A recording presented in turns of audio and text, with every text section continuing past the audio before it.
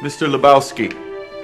One of my favorite scenes in The Big Lebowski is the second meeting between Jeffrey Lebowski and the Dude, in which Jeffrey Lebowski expresses a kind of seriousness that most of us, at some point in our lives and on some level, recognize. What makes a man, Mr. Lebowski? A sense that our lives need to be justified by something larger. Is it being prepared to do the right thing, whatever the cost? Isn't that what makes a man? To which the Dude simply replies, Sure, that and a pair of testicles.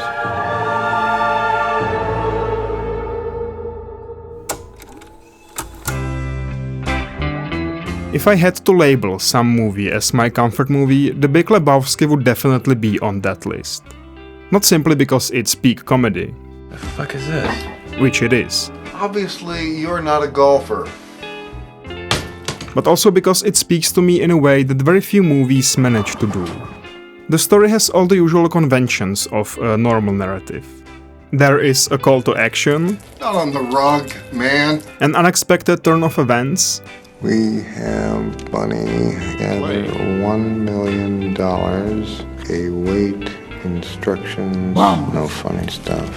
complications, Say, dude, where is your car? and a tragic result. We got a man down, dude! But by the end, none of it seems to add up to anything. The kidnapping was fake. There was no money in the briefcase, the dude never gets compensated for the rug, and Donnie dies for reasons that have nothing to do with the rest of the story. In short, the events of the movie simply happen, with a significant lack of meaning. The question then posed by the movie is, when life simply happens to us, without our say as to why, when the things we can control are outnumbered by the things we cannot, what can we do in the face of this absurdity? Or rather, is this a problem that needs to be fixed at all?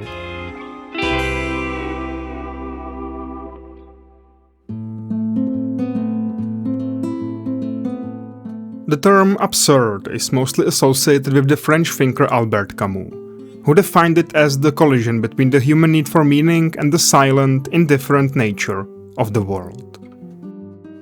Camus' response is quite simple. He says, fine, if the world won't give us meaning, we simply refuse to accept that.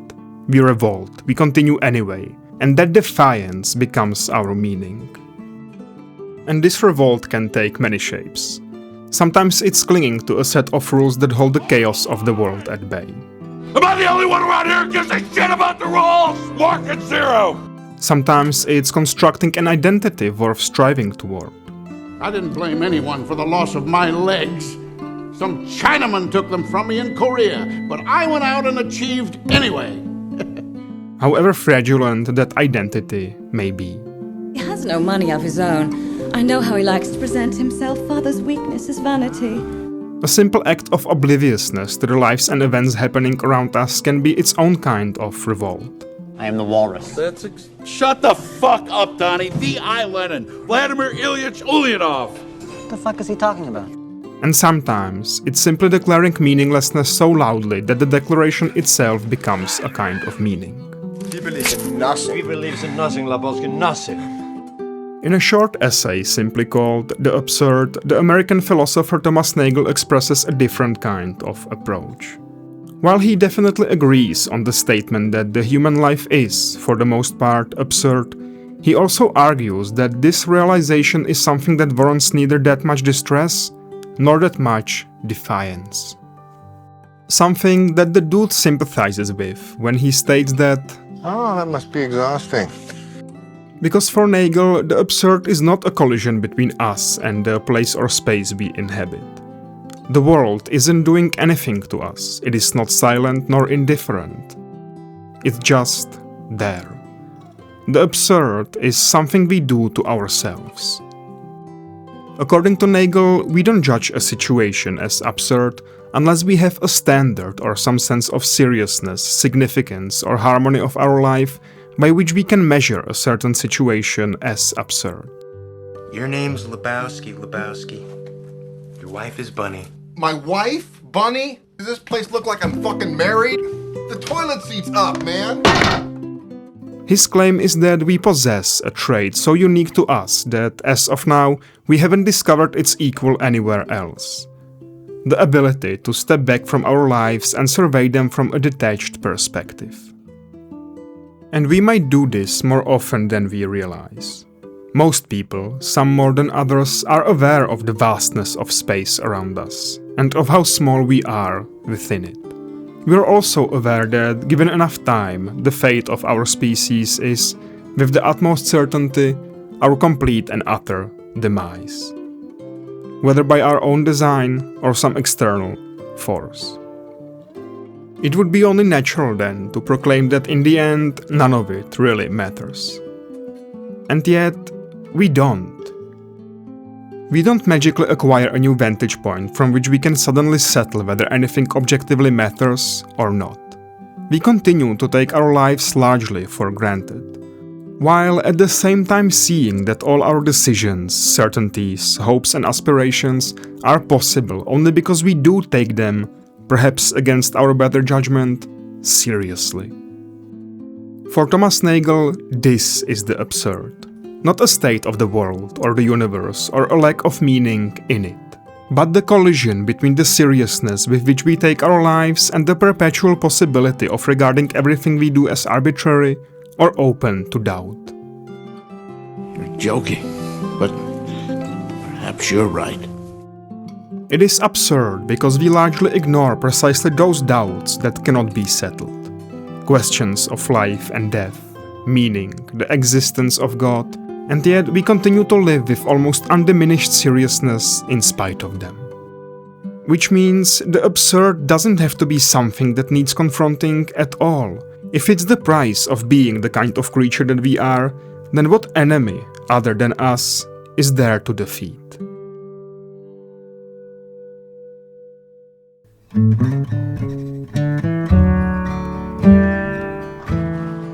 So if there's nothing to revolt against, then what's left? Well, on the surface, not much. Because even though a lot of our condition does not make sense, we still have to live our lives with preferences. We, like the dude, will and should stand up for what matters to us, no matter how arbitrary it may seem. No, I do mind. The dude minds. This will not stand, you know? This aggression will not stand, man. Because life itself demands it. We cannot live our lives without making choices that show that we take some things more seriously than others. It would be different if we had the ability to shut down the reflective part of our consciousness, but we don't. We reflect, we weigh consequences, we try to control what is in our hands. Hey, careful, man! There's a beverage here, huh? This is where I'd like to return to the question I asked at the beginning. Whether the absurd is really a problem. Whether the only option left to us is simply to abide, to accept, to tolerate, or simply to endure. Because much like the events of the Big Lebowski, life, more often than not, is composed of a series of events that don't make much sense. Each day a new chaotic chapter of emotions, struggles, misunderstandings and confusions, small victories and losses. All the perplexities of life. You know, this is a very complicated case, Mom. A lot of ins, a lot of outs. And sometimes of enormous tragedy. Donnie was a good bowler and a good man. He was one of us. He was a man who loved the outdoors and bowling. Good night, sweet prince. No one has asked to be born with a mind that can see itself this way, and no one should have to justify the fact that they care, that the ordinary things in their life feel real, important, serious, and worthy of attention. That rug really tied the room together, did it not? Fucking A. This guy peed on it. Donnie, please. Whether it's a pissed-on rug, or a friend who's gone, or anything else we think matters at the moment. If the absurd is a phenomena that arises only in us, then it's one of the most human things about us.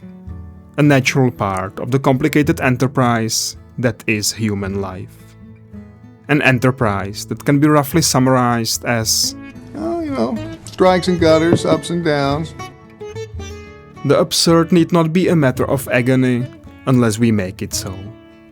And even if we accept the meaninglessness of our actions or of the events that transpire to us without reason, if we take the stance implied by the narrative of the Big Lebowski that none of it truly matters, then that doesn't matter either. We can then view our absurd lives with irony instead of heroism and despair. Yeah, well, the dude abides. A view that to me feels incredibly comforting. The dude abides. I don't know about you, but I take comfort in that.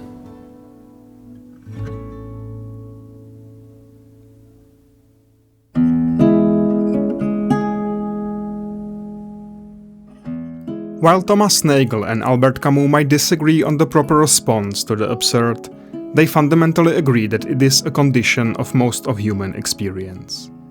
And once we open this Pandora's box, it is seldom possible to close it back up. Camus' position is also much more nuanced than I've made it sound. He spent most of his creative life mapping the problem of absurdism across multiple novels, plays, and philosophical essays. And his position is far richer than the single response of defiance. A single counter-essay doesn't diminish what Camus did. It builds upon it. Nevertheless, whether the proper response is defiance or contentment, the thoughts of existential anxieties are often shunned by the needs and troubles of everyday life. I can think all day long about the absurdity of my own life. I can even spend hours writing about it. But by the end of the day, I still need to feed both me and the cat. I still need to go to sleep because I still need to go to work the next day. I still want to see my friends and loved ones. I still care about all the little things that matter to me. And I guess that's the way the whole darned human comedy keeps perpetuating itself down through the generations. And I think that is why the Big Lebowski speaks to me the way it does. It turns its absurd story into both a comedic relief and a reminder. A reminder that even if the world doesn't make any sense, the very properties that enable us to name things as absurd are the very same that keep us from surrendering to them. A reminder perhaps best summarized by David Hume when he wrote that most fortunately it happens that since reason is incapable of dispelling these clouds, nature herself suffices to that purpose, and cures me of this philosophical melancholy and delirium. I dine, I converse and am merry with my friends, and when after 3 or 4 hours' amusement I would return to these speculations, they appear so cold and strained and ridiculous that I cannot find in my heart to enter into them any further.